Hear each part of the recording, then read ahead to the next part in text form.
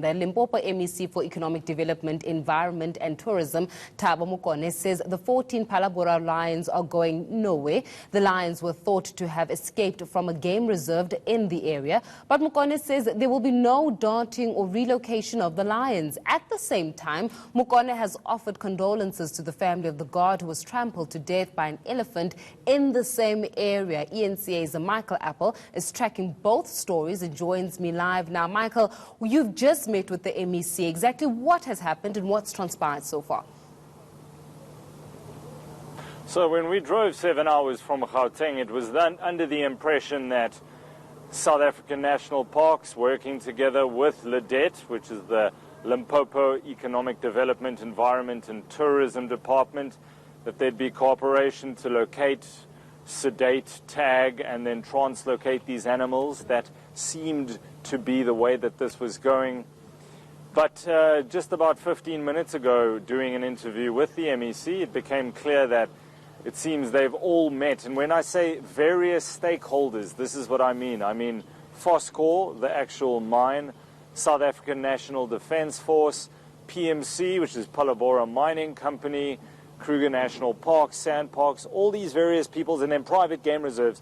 They all share a lot of the land. There's open fences, so game roams between them. All of them met together, and apparently a decision has been made that the MEC communicated to me just a short while ago that they are in fact not going to be looking to dart or translocate these lions. These lions have been here for years.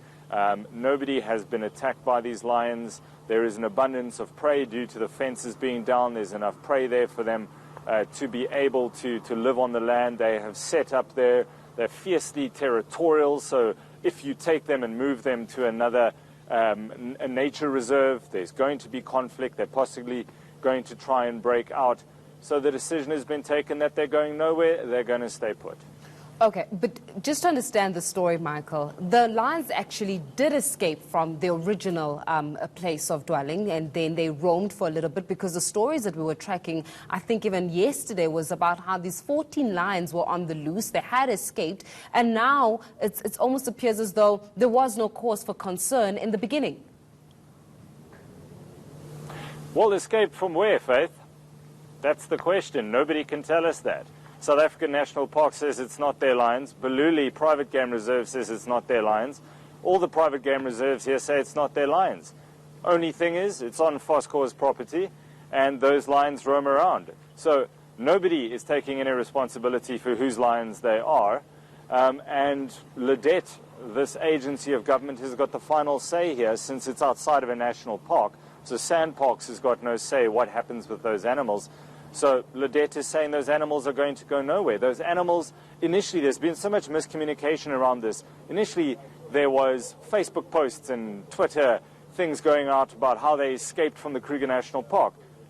Kruger National Park says, no, that didn't happen. Those are not our lions. So nobody's come forward to claim these lions at all. So when we say they escaped from where? As it stands at the moment, those lions belong to nobody. But they are on Phoscor property land, and they roam around between the various reserves. All the fences are flat. The elephants have flattened all those fences. So they could, inevitably, if the water level is low enough, they can cross back into the Kruger National Park. But as I say, lions are fiercely territorial. They've set up a pride there. That's where they're going to stay. And with the support of LEDET, they're going to manage the lions. They're still calling on people, if they are spotted, to call the authorities and say, we've seen the lions here, we've seen them there. But they say there's no cause for concern. Locals here say there's no panic. There never has been. I asked the MEC if the media has got some role to play in creating a bit of hysteria around this, and he said, look, well, this entire thing emanated from somebody driving through, spotting a lion, and then putting it up on social media. But if you speak to anybody from Phalaborwa, they'll tell you these lions have been here for years. They're part of the community. And on the case of the elephant in itself, I mean, do we have our story straight on behalf of the elephant? Was, in fact, a guard actually trampled to death? And if so, what's been the communication to the actual family about the elephant? And the elephant, what was the story there now? Yeah, an absolute tragic coincidence that on the day we came here to do the story on the lions, that there is a security guard killed at Phoscor. This is what I asked the MEC what his message would be in the wake of this tragedy. Listen in. I want to send our condolences to the bereaved family. We heard this morning that one of the security guys who's working for ESCO has been trampled upon by an elephant.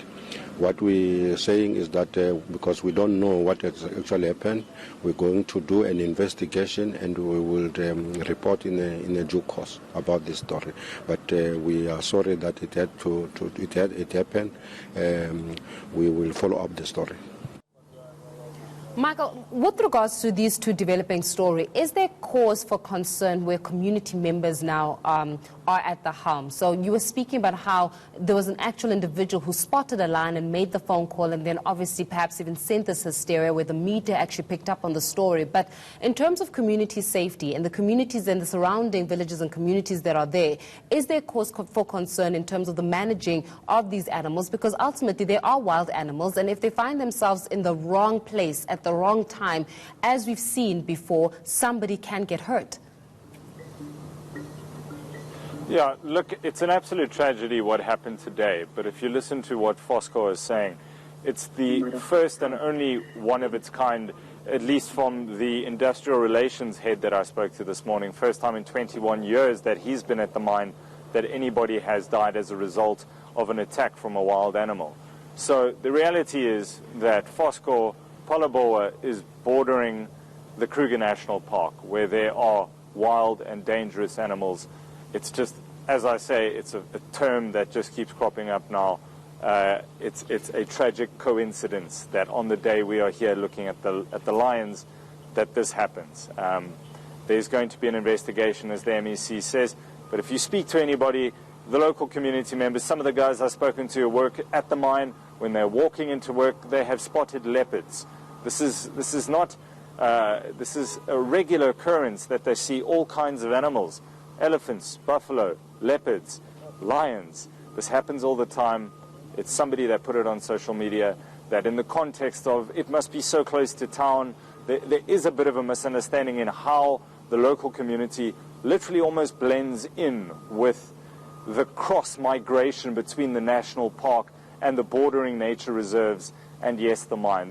There is a sort of ecosystem that exists there that was an education to me as well. Yeah, I mean, it just says something about the way in which, a story of this nature could possibly be developing as a result of people that are not necessarily even from the area in itself, and then ultimately the ones that are spreading this message, but also the need for us to understand and engage with community members that are perhaps not even in the more urban area, because at this moment in time we're going, okay, so this is what's happening with the Kruger National Park. You heard a little bit earlier in the week, it was a story of, was it a leopard that jumped over a fence and actually mauled a toddler to death itself, again giving rise to issues around wild animals and the encampment for which they find themselves in. But as you said, there's an ecosystem that exists, and perhaps it's us people that live in the more urban areas to be more aware before we actually cause the panic.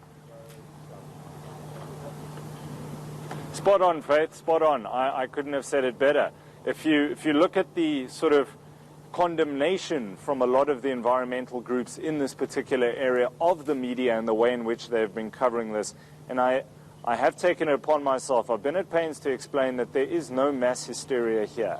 That mass hysteria about wild animals roaming the streets of Phalaborwa, that hysteria is on social media, to be honest. We've seen a lot of locals that showed us pictures of hippos that will wander through Phalaborwa in the evening, that'll come up to their gardens, graze on their lawns. So they are used to wild animals, wild and very dangerous animals being on their front step, as it were.